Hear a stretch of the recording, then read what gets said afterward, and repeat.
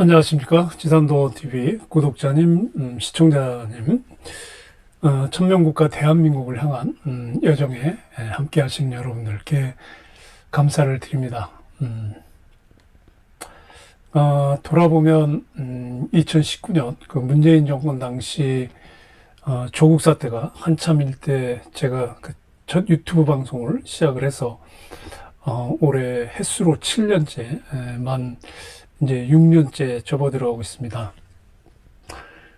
조국 사태는 대한민국의 그 진보, 소위 좌파라고 하는 세력들의 그 허상과 위선을 보여준 결정적 사건이었죠. 그리고 문재인은 편가르기 정치와 시대에 맞지 않는 정책들을 강행해서 결국 모든 정책들을 실패했고, 그리고 나라를 빚더미에 올려놓았습니다. 이렇게 이제 무능과 위선, 민주당의 실상이었죠. 그대로 7년이 지났습니다. 더 좋아져야 되는 이 나라가 민주당은 더 악독한 일당 독재 세력으로 바뀌어서 올해 또 정권을 잡았습니다. 입법부, 사법부, 행정부, 국가의 3권을 장악한 이제 일당 독재 세력이 되었는데요. 이런 상황을 맡게 된 저도 상당히 좀 찹찹한 심정이기는 합니다. 여러분들에게 그 종종 보여드렸던 이 하늘이 정한 대한민국 천명 시간표 2014년에서 2025년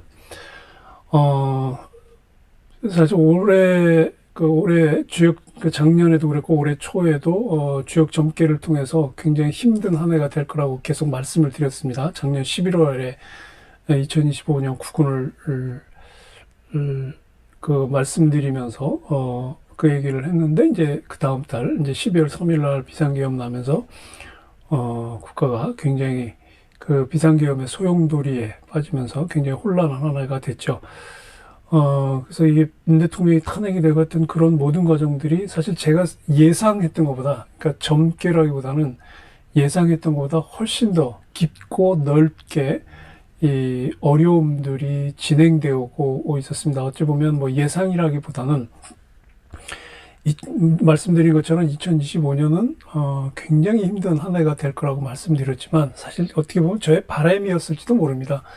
굉장히 힘든 한 해일 수는 있으나 우리 국민들이 그래도 그 고난의 강도나 또는 정도, 그 깊이가 그렇게 깊지 않았으면, 또는 그 정도가 그렇게 크지 않았으면 하는 그 바람이 아마 있었는지도 모르겠습니다. 그런데 제가 하늘의 뜻을 다 알 수도 없고, 그리고 하늘이 행하시는 것을 제가 또 막을 수도 없는데, 이렇게까지 힘든 한 해가 될 줄은 저도 정말 몰랐습니다. 이재명이 정권을 잡은 건 대한민국이 2025년을 맞으면서 가장 최악의 길로 가는, 그러니까 그 얘기는 이재명이 정권을 잡은 것 자체도 최악이지만 이후에 벌어지는 일들이 더 최악의 상황으로 간다. 이미 일이 벌어졌습니다.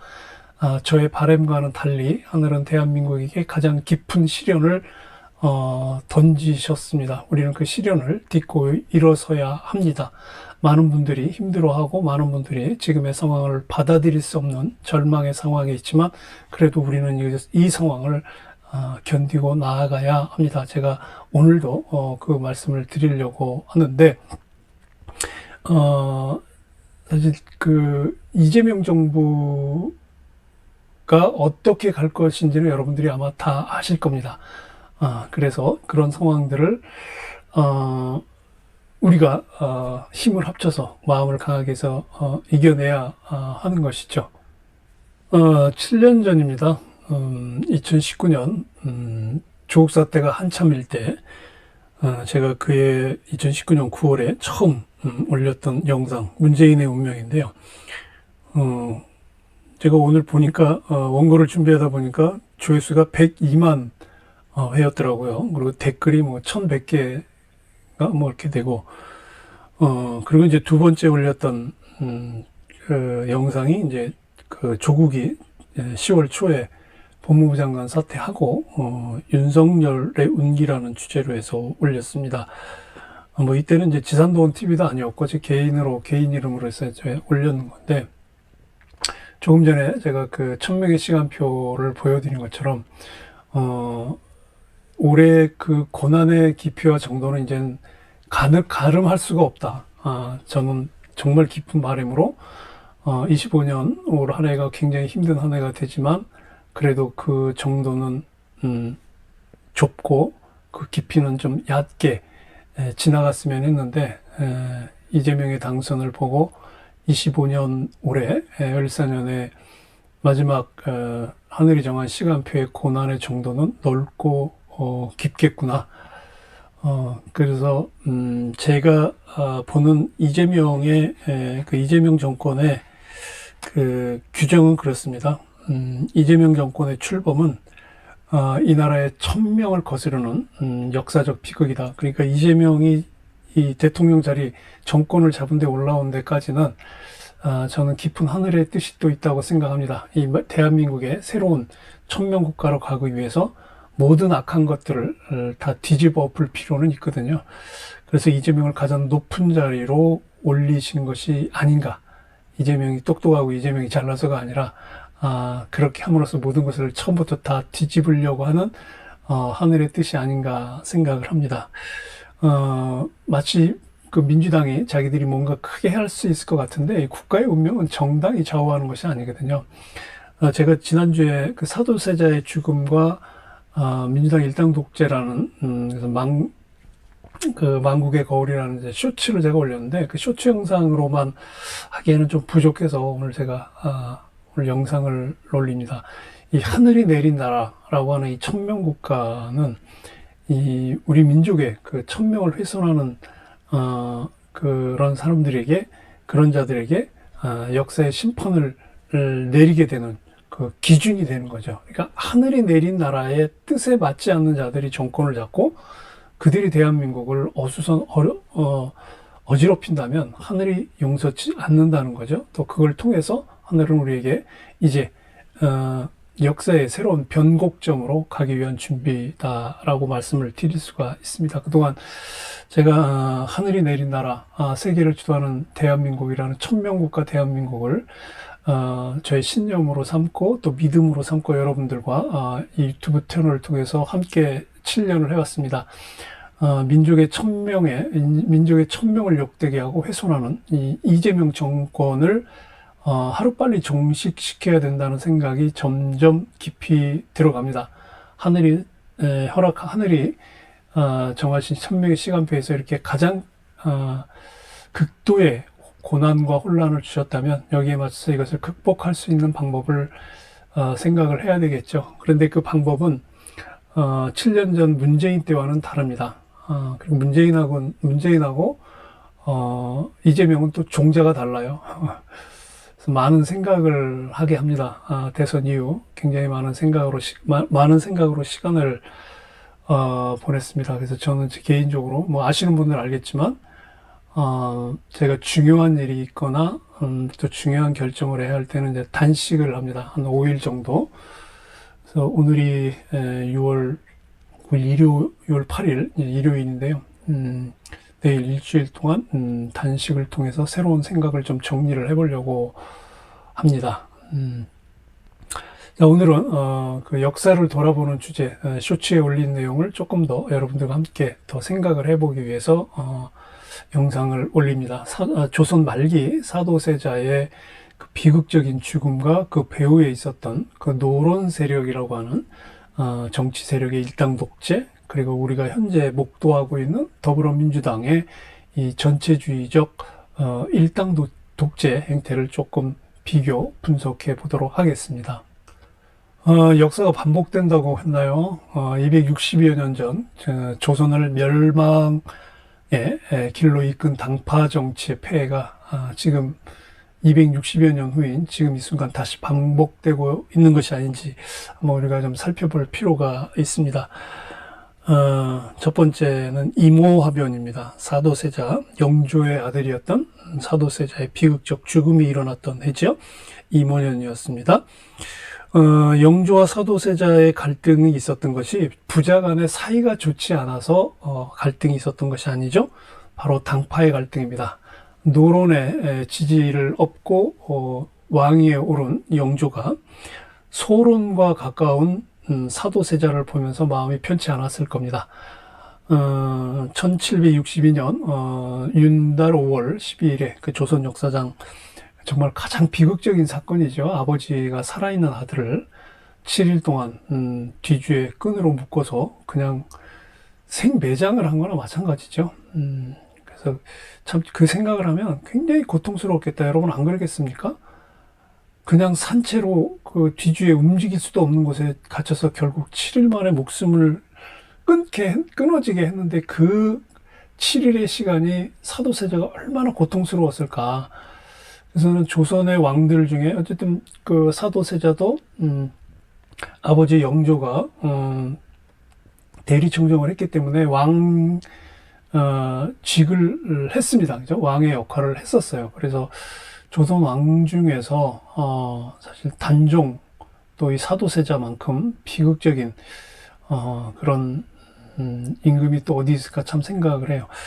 이 사도세자의 이런 비극적 죽음이 겉으로는 이 부자 간의 갈등으로 보이지만 그 이면에는 노론 세력의 아주 치밀한 정치적 계산이 숨어 있었거든요. 영조는 어머니가 아주 그 소위 무술이라고 하죠. 그러니까 궁에서 일하는 궁녀들을 뒷일을 해주는 뒷수발을 들어주는 그런 천한 신분이었어요. 무술이라는 천한 신분이 이제 영조의 어머니였거든요. 그래서 성장 과정에서 굉장히 많은 무시를 받았죠. 그리고 자기의 이복형 전대 왕인 이제 경종이 갑자기 사망을 하게 되는데 그 경종을 독살했다는 의혹까지 받았어요. 그래서 이런 어떤 컴플렉스가 영조를 굉장히 강박적이고 그리고 성격도 굉장히 완고한 또 한편으로는 또 굉장히 여린 이런 다중적인 성격을 만들었죠. 사도세자는 영조가 42살에 얻은 그 아들이었어요. 그래서 영조한테는 정말 귀중한 존재였죠. 근데 그래서 사도세자에 대한 영조의 사랑은 굉장히 깊었어요. 근데 그 사도세자의 부인인 해경궁 홍씨가 쓴 그 한중록에 보면 사도세자를 막 정신 이상자로 묘사하고 그리고 아버지 영조와 사이가 굉장히 나빴던 관계로 기록을 하고 있는데 사실 저는 이건 맞지는 않다고 봐요. 영화 사도라는 영화가 2015년인가에 개봉이 됐었죠. 그것도 사도세자와 영조의 갈등으로 그 사도세자가 그런 비운의 죽음을 맞는 것으로 보는, 즉 부자 간의 갈등으로 그 영화를 그리고 있는데 저는 그렇게 보진 않습니다. 그게 바로 이제 당파 갈등 때문에 그랬는데 사도세자의 부인인 해경궁 홍씨나 또 장인, 그러니까 해경궁 홍씨의 아버지죠. 이 홍봉안은 전부 아주 노론의 아주 열렬한 그 세력들이었어요. 세력 중에 한 사람이었어요. 그러니까 노론과 가까웠던 이 사도세자를 미워했죠. 특히 이제 장인인 홍봉안은 1762년에 사도세자가 그 비운의 죽음을 맞을 때 아무것도 하지 않았어요. 그냥 정말 쳐다만 봤죠. 나중에 이제 정적들로부터 그런 홍봉안에 그래도 자기 사위인데 그렇게 정말 그 뒤주에서 신음을 내가면서 그 죽어가는 그 7일 동안 죽어가는 모습을 보고 정말 아무것도 하지 않은 것에 대한 어떤 인간적인 그 굉장히 그 어떤 그 뭐라 그럴까요? 참 그 할 수 없는 그런 일을 했다고 하는 그런 지탄을 받았습니다. 그래서 그 홍봉안이 그 사도세자의 죽음을 쭉 쓴 글이 있어요. 그 수의 편이라고 하는 그 책을 썼는데 그걸 이제 또 그렇게 써서 또 그 노론의 적대 세력인 소론을 공격하는 데 또 썼어요. 자, 그러다가 이제 이제 노론이 더욱더 이제 그 사도세자가 이제 없어졌으니까 자기네들의 눈에 가시가 없어졌잖아요. 자, 그러다가 이제 이제 그랬는데 이제 이 사건 전에 그러니까 그 뒤주에 갇혀서 불행한 죽음을 당하기 전에 사도세자가 이제 아버지 영조로부터 15살에 대리청정을 하게 되죠.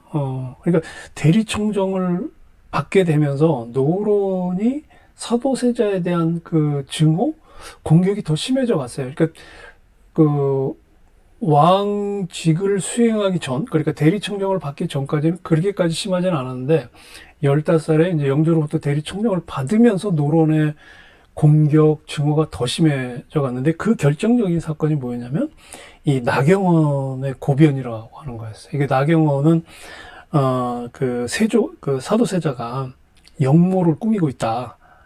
거짓말이었죠. 그래서 그 사도세자가 꾸미고 있는 10가지 그 비행, 하고 있는 일 뭐 등등 해가지고 10가지 넘게 투서를 한 거예요. 나중에 이제 나경원은 무고죄로 처형을 받긴 했지만 이 사건 때문에 영조와 사도세자 사이의 관계가 이제 거의 사실상 이제 완전히 단절이 됐죠. 근데 여기서 우리가 주목해야 될 게 바로 이 모든 과정에서 이 노론 세력이 전부 개입을 해서 이 사건을 만들었다고 하는 겁니다. 자, 그다음에 이제 두 번째, 그러면 이 노론이라고 하는 정치 세력에 어떻게 일당 독재를 했는지 실체를 살펴보면, 먼저 이제 권력 남용의 그 구조를 보게 되면, 그 영조는 노론 세력의 지지를 얻고 이제 왕에 오르게 되죠. 그리고 나서 42살에 얻은 그 외아들 이제 사도세자가 어렸을 때 굉장히 똑똑하다고 해요. 기록에 보면. 그리고 무술도 굉장히 잘했고 아주 어렸을 때부터 3살 때부터 그 옛 고전들을 읽어서 아버지 영조가 늘 테스트를 했다고 해요. 그래서 사도세자의 영특성은 정말 그 뛰어난 그래서 왕으로서 정말 영조가 봐도 흠결이 없는 그런 아들이었거든요. 근데 노론이 보기에는 이 사도세자가 눈에 가신 거예요. 왜냐하면 노론은 어쨌든 이 영조가 자기들의 꼭두가시로 계속 왕위를 잡기를 바랬거든요. 이제 그렇게 해서 이제 점점 사도세자가 커가면서 왜냐면 이제 사도세자가 그 정치적인 어떤, 물론 아버지 영조의 영향도 있었겠지만, 정치 상황이라든지 너무 어렸을 때 아버지의 그런 모습을 봐서 어린 나이에 정말 유년기 6, 7, 8, 9살 때 이미 정치적인 상황에 대한 판단을 하기 시작한 사람이 바로 사도세자예요. 그래서 제가 그 사도세자는 한국의 아인슈타인이라고 제가 보는데 정말 임금이 되었으면 굉장히 정치를 잘했을 그런 임금으로 저는 보거든요. 근데 이제 점점 정말 영특하고 굉장히 학문도 뛰어나고 정치적인 판단도 굉장히 그 아주 객관적이고 냉철하게 판단하고 아버지 영조로부터 크게 어떤 나무람이 없이 이제 그 대리청정을 받게 되는데, 이제 이게 노론이 볼 때는 위협인 거예요. 저렇게 해서 사도세자가 나중에 이제 정식으로 왕위에 이제 왕의 즉위를 했을 때 분명히 노론들에 대해 뭔가 조치를 취할 거다라고 생각을 한 거죠. 그래서 결국 이 사도세자를 제거해야 되겠다는 판단을 하기 시작한 거예요. 자, 그렇게 해서 이제 사도세자가 비운의 죽음을 당하고 나서 정말 더 황당한 거는 주변 인물들이죠. 뭐 부인 해경궁 홍씨뿐만 아니라 뭐 홍봉원 등등. 그리고 나서 이제 사도세자가 이제 목숨을 끊기죠. 그리고 나서 이제 사도세자의 아들 정조죠. 예, 정조가 이제 왕위로 올라야 되는데 이 노론 세력들이 정조가 왕위에 오르는 것을 반대했어요. 그러니까 노론의 권력 남용은 지금 권력 남용의 구조를 지금 여러분들에게 말씀드리는데 이게 사도세자의 죽음으로 끝난 게 아니에요. 그러니까 영조 후반기 때는 이 사도세자 죽음에 깊이 관여한 이 노론 세력은 정조가 왕위에 오르지 못하도록 하는 데까지 손을 뻗은 거예요. 아주 막 결사적으로 그 노력을 했습니다. 그런데 이 어려움을 극복하고 이제 정조가 이제 그 왕위에 오르게 되죠. 그리고 나서 이제 그 아버지 사도세자가 죽는 모습을, 뒤주에 갇혀서 죽는 모습을 본 정조가 얼마나 그 마음에 큰 상처가 남았겠어요. 그래서 왕이 된 이후에 부친인 사도세자에 대한 그 추승 작업을 계속해서 반대 세력인 이제 노론을 무력화시키려고 했는데 노론이 워낙 강력하게 저항도 하고 또 기득권 세력이 워낙 강했기 때문에 뭐 성공은 못했습니다만은 어쨌든 노론에 대한 정조의 그 견제는 굉장히 강했다. 그래서 이제 화성을 지은 거잖아요. 지금의 수원에 너무 이 노론 세력들이 소위 이제 중앙에 온갖 그 기득권을 가지고 나쁜 짓들을 많이 하니까 정조가 이제 그 화성에 새로운 성을 지음으로써 아버지 사도세자의 묘도 옮기고 해서 이제 지금으로 말하면 이제 신도시를 새로운 궁궐을 만들라고까지 한 거죠. 그렇게 해서 이제 이게 이제 사도세자의 죽음, 그리고 이 정조가, 이 노론에 대한, 이런 어떤 견제들을 통해서 우리가 알 수 있는 것은 조선 중기부터 유난히 이제 당파 정치가 심해지게 있는데요. 그 살인파하고 훈구파가 등장을 하면서, 뭐 이제 그 동인, 서인, 북인, 남인 나오고 노론 나오기 시작한 과정, 마지막에 이 노론이 근 한 300년 가까이 권력을 잡으면서 굉장히 심했죠. 이제 그게 다뤘던 게 이제 여러분 잘 아시는 그 숙종 때예요. 숙종의 후궁이었던 이제 장희빈, 여러분 잘 아시죠? 그게 계속 이어지는 거예요. 숙종의 아들 경종에서 영조, 영조에서 사도세자로 이어져서 정조까지 이어지는 조선 말기에 이런 어지러운 조선의 흐름이 결국 이 당파에 의한 패권 정치의 폐해라고 하는 거죠. 결국 결과는 어떻게 됐나요? 조선이 망한 거예요. 그러니까 그 당시 1700년대, 1800년대 조선 땅을 놓고 볼 때는 이게 지정학적 굉장한 큰 어떤 변동 시기였거든요. 그죠? 세계 이제 열강국들, 자본주의로 성장한 서구, 제국주의 국가들이 이쪽 아시아 쪽으로 오면서 중국, 뭐 이쪽 동남아, 그리고 이제 조선까지 계속 이제 침탈하고 식민지를 해나갔던 시대고, 또 여기에 이제 일본이 잽싸게 유럽의 문물을 받아들이면서 명치유신을 통해서 동아시아의 강자로 부상을 했거든요. 그러니까 이제 땅만 컸지 약체였던 이제 청나라는 그냥 뭐 속수무책으로 무너져 버리면서 이제 조선도 결국 이제 이 열강의 그 지정학적 변화에 적응하지 못하면서 이제 멸망을 한 거예요. 그 원인이 뭐냐? 조선 사대부들의 당파 싸움 때문에 일어난 거거든요. 그대로 지금 상황이 어떻게 보면 지금도 굉장히 비슷한 상황으로 가고 있다. 그래서 세 번째, 현재 진행형 비극이에요. 더불어민주당의 일당 독재 이미 시작을 했어요.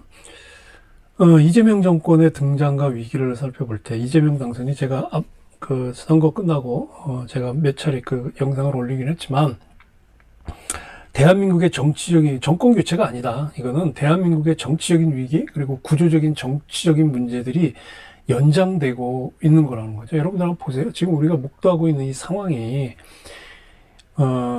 이재명이 21대 대통령으로 당선된 것 자체가 한국 역사에서 불행한 사건이거든요.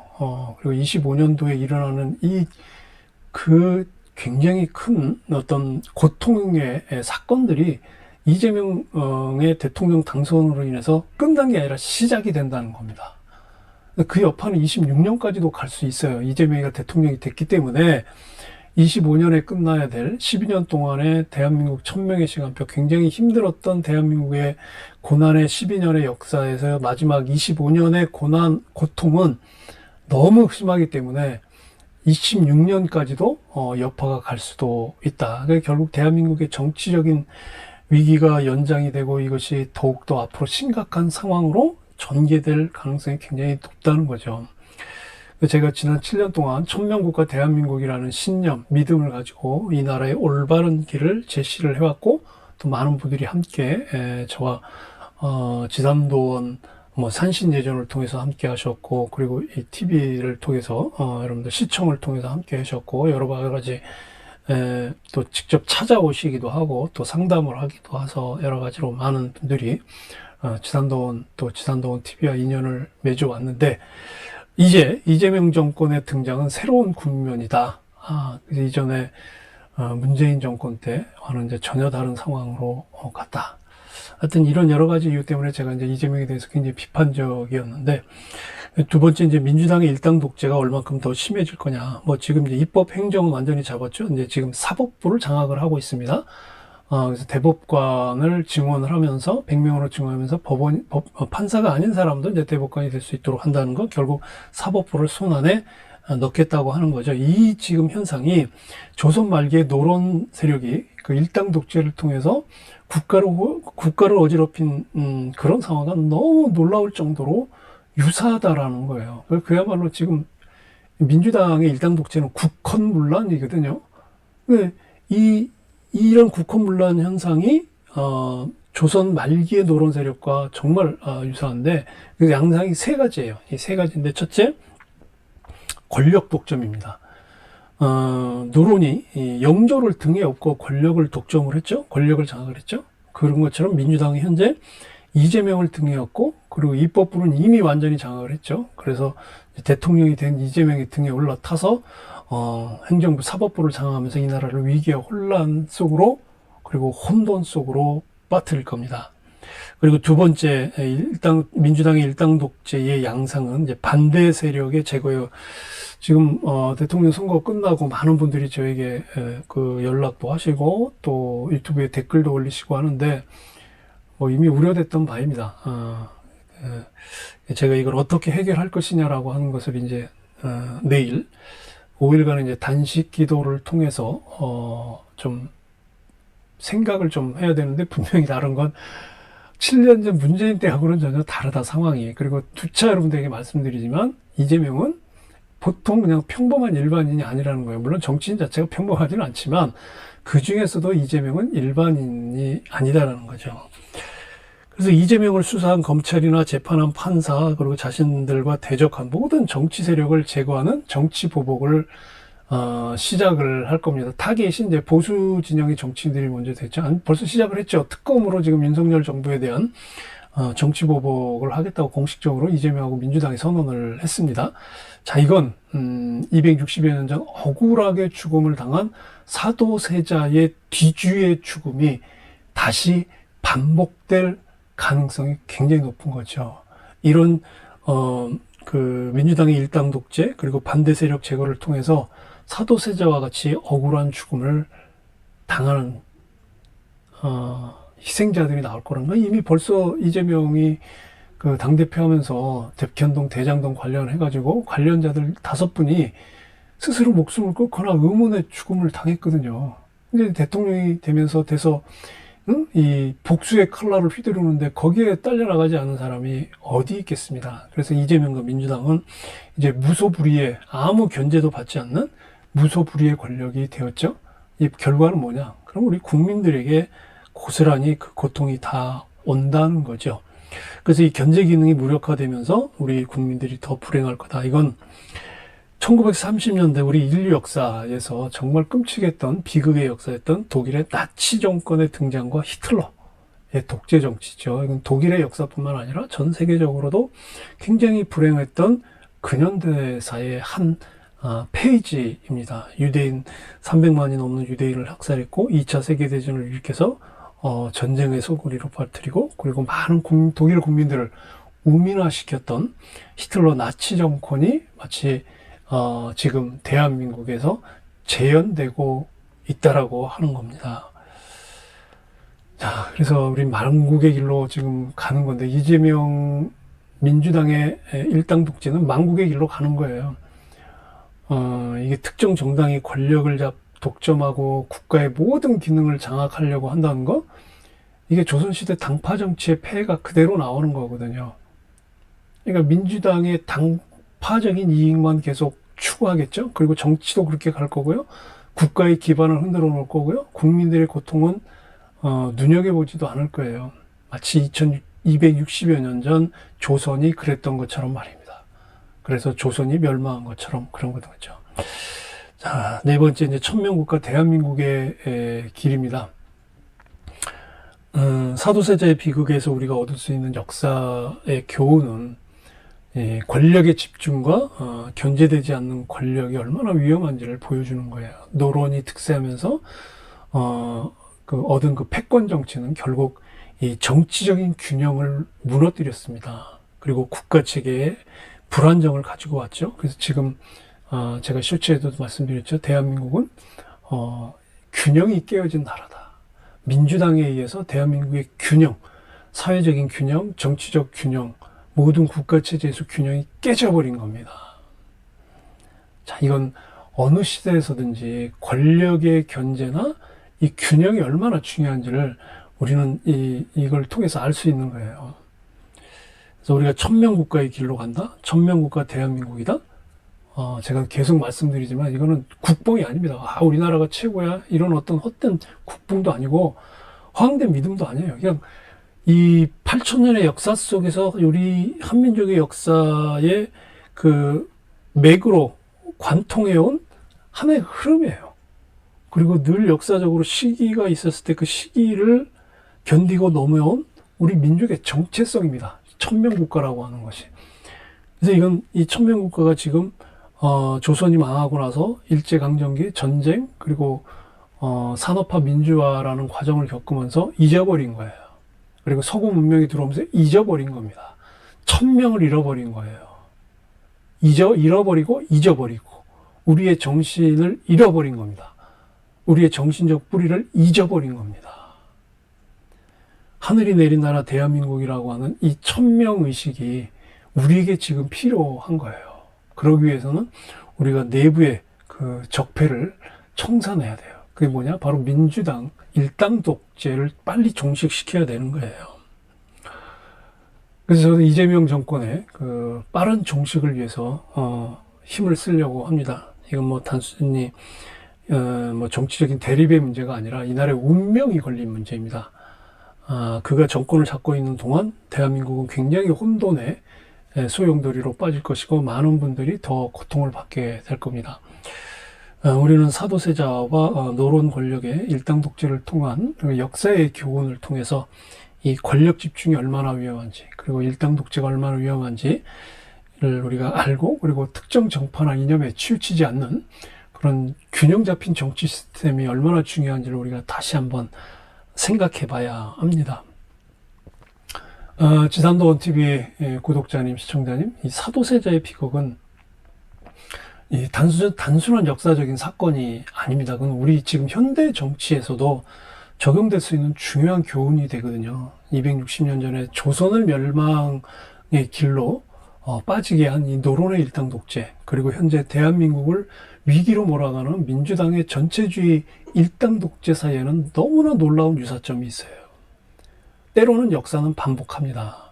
그래서 우리는 역사에서 배울 수 있는 지혜가 있는 것입니다.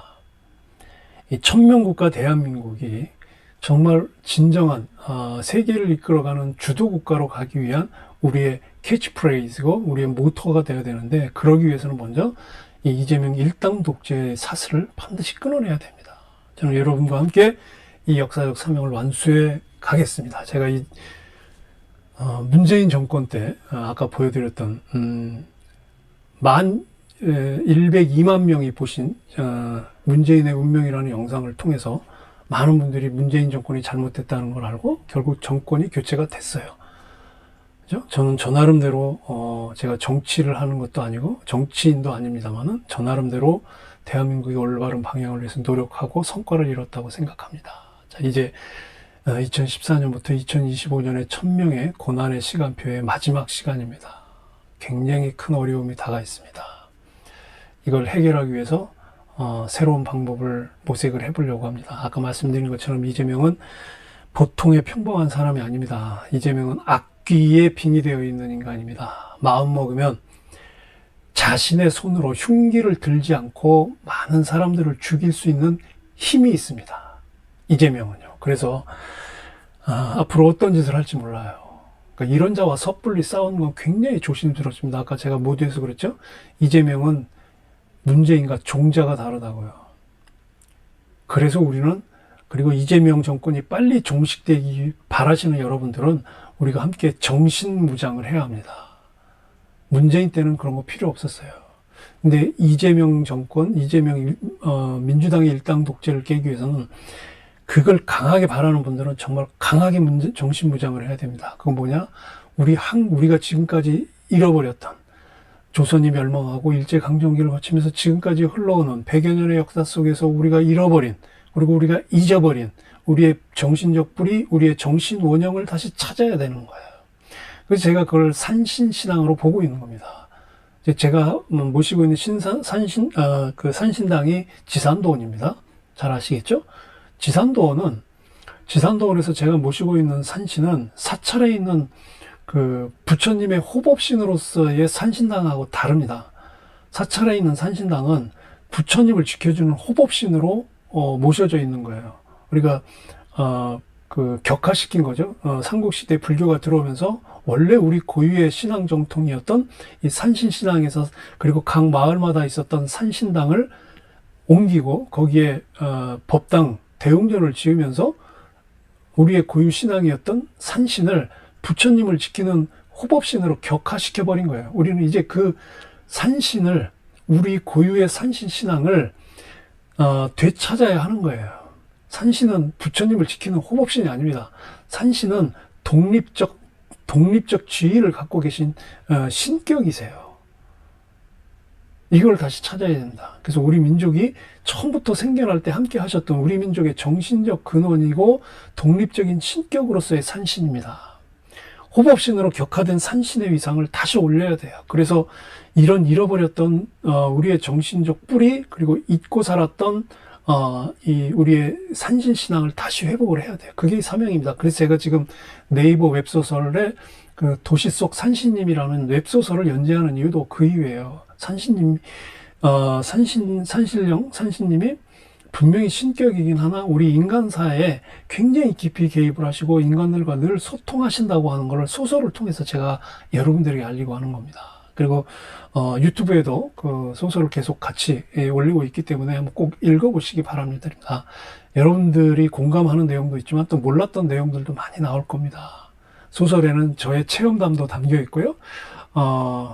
내용을 읽어보신 분들은 알겠지만, 이제 산신이면서 강남에서 산신령 다방이라고 하는 그 카페를 운영하는 그 강산이라는 남주인공과 이하늘이라는 그 여주인공의 로맨스가 단순히 둘만의 사랑이라는 그 어떤 애정, 로맨스로 끝나는 게 아니라 그 두 사람의 사랑을 통해서 이 사회의 병든 것을 고친다고 하는 치유의 힘으로 작용하는 그 과정을 제가 앞으로 그려나갈 거거든요.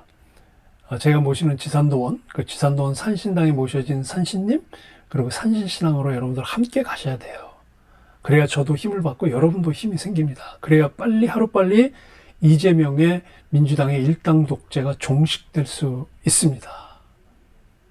여러분들, 제가 올리고 있는 도시 속 산신님 웹소설도 함께 해주시고 댓글도 올려주시고, 그래야 지금 대한민국의 입법, 사법, 행정의 권력, 이 3권의 권력을 잡은 악마의 권세를 무너뜨릴 수 있는 힘을 산신님께서 우리에게 주시는 거예요. 인간이 노력하지 않는데 어떻게 산신령님이 힘을 주시겠습니까? 여러분들 꼭 기억하시고요. 오늘도 지산도원 TV 시청해 주셔서 감사합니다. 다음 방송에서 뵙겠습니다.